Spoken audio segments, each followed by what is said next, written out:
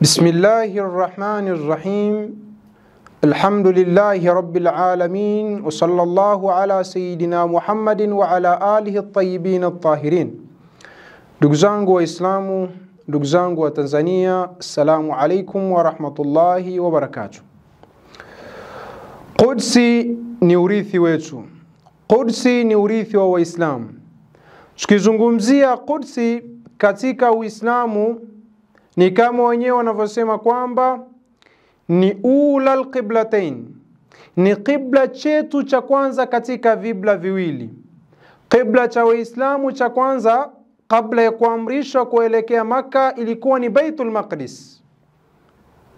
Wa thalithul haramain, na ni msikiti wa tatu kwa utukufu katika ile misikiti mitakatifu duniani. Misikiti yote ni mitakatifu, lakini kuna misikiti ambayo kwamba Mola Subhanahu wa Ta'ala na mtume wameipa utakatifu zaidi, ambayo kwamba msikiti wa kwanza ni Masjidul Haram ulioko Makka, msikiti wa pili ni Masjidun Nabawi ulioko Madina, msikiti wa tatu ni Masjidul Aqsa ambao kwamba upo katika ardhi ya Palestina. Lakini pia Qudsi ni Madinatul Anbiya, ni mji wa mitume. Mitume wingi waliishi katika mji ule wa Palestina. Na sisi kama Waislamu tumeamrishwa kuwaamini mitume wote bila istithna, pasina kumvua mtume yoyote. Imani ya Muislamu yoyote haiwezi kukamilika, lazima awaamini mitume wote. Ukiwaamini mitume kadhaa wengine wakawakufuru, imani yako bado haijakamilika. Lakini mji wa Baitul Maqdis ni masara nabii sallallahu alayhi wa alihi wasallam. Safari ya mtume sallallahu alayhi wa alihi wasallam kwenda Mi'raj ilianzia pale. Mola Subhanahu wa Ta'ala yosema subhana alladhi asra bi'abdihi laylan min al-masjidil harami ila al-masjidil aqsa alladhi barakna hawlahu linuriyahu min ayatina innahu huwas samiul basir. Katika mji ule ndio mji ambao kwamba mtume sallallahu alayhi wa alihi wasallam Mola alimletea mitume wote akawasalisha pale katika Baitul Maqdis. Haya yote ni mambo ambayo kwamba yenye kujenga mahaba na mafungamano makubwa baina ya Waislamu na Baitul Maqdis. Haya yote ni mambo ambayo kwamba yenye kuonyesha kwamba Baitul Maqdis ni wirathi na ni haki ya Waislamu wote duniani, sio haki ya Palestina peke yake.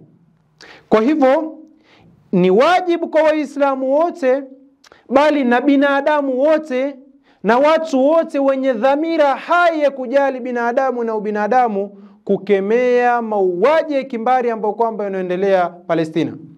Ni wajibu kwa binadamu wote na mashirika ya haki za binadamu wote kutetea haki ya Palestina na kukemea na kulaani vitendo vya kinyama ambavyo kwamba vinavyoendelea katika mji wa Palestina.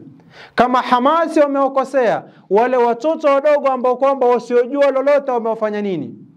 Wazee ambao kwamba hawajiwezi wamewafanya nini? Wanawake ambao kwamba hawana hila, hawana namna ya kujitetea wamewafanya nini? Hospitali ambazo kwamba ziko kwa ajili ya binadamu wote, si Waislamu peke yake. Na tufahamu kwamba Gaza si kwamba ni Waislamu peke yake wanaoishi pale, wako Waislamu na Wakristo. Lakini je, kuna mtu aliyopona? Hakuna aliyepona. Wengine wafikiri labda ni misikiti peke yake ndio iliyobomolewa, hata makanisa pia yamebomolewa. Kwa hivyo hawa wamefanya nini? Hawa wameokosea nini? Ni lazima binadamu wote ulimwenguni chungane kulaani mauaji yanayoendelea katika mji wa Palestina, na mauaji katika dini ya Uislamu ni katika makosa makubwa sana.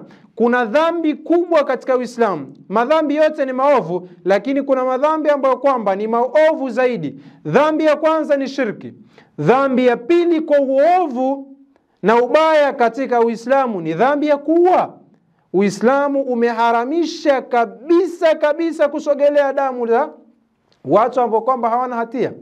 Kwa hivyo sisi kama Waislamu, sisi kama binadamu, sisi kama Watanzania, sisi kama mabalozi wa amani duniani twalaani mauaji ya kimbari na unyama ambao kwamba unaoendelea katika mji wa Palestina, hasa katika ukanda wa Gaza. Wassalamu alaikum wa rahmatullahi wa barakatuh.